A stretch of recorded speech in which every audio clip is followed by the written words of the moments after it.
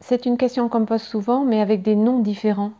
C'est-à-dire, des fois on peut mettre sous le mot âme, on peut parler de l'aura, on peut parler de l'être essentiel, de l'être énergétique, du corps essentiel, du corps énergétique, des corps subtils, de l'enfant intérieur, du chi, l'énergie vitale, et même jusqu'au mot fantôme, voyageur du temps, de l'espace, puisqu'on peut voyager dans le temps et dans l'espace.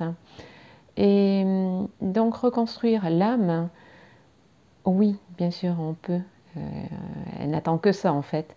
Et c'est énergétiquement en fait, on va pouvoir communiquer avec elle, hein.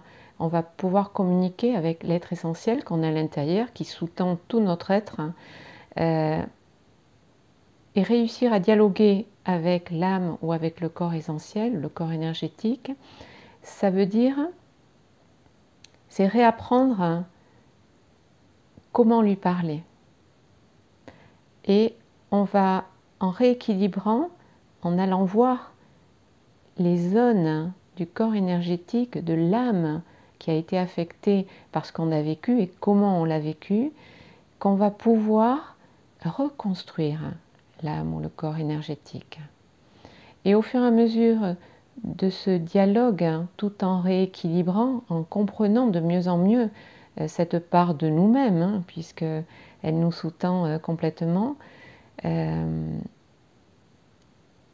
la comprenant, en la rééquilibrant, en dialoguant quasiment à chaque instant, puisque de toute façon, toutes nos émotions l'affectent, et en reconnaissant par exemple que on est triste, on est en colère, on est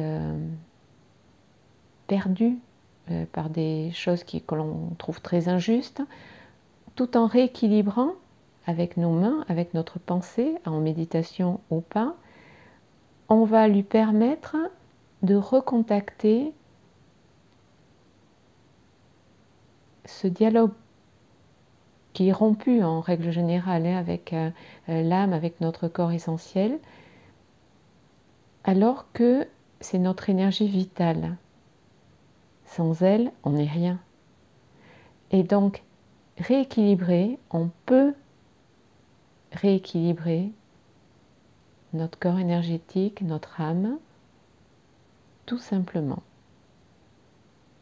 Et on vit beaucoup mieux, bien sûr, en bonne santé, bien-être. Voilà. J'espère que j'ai répondu à la question.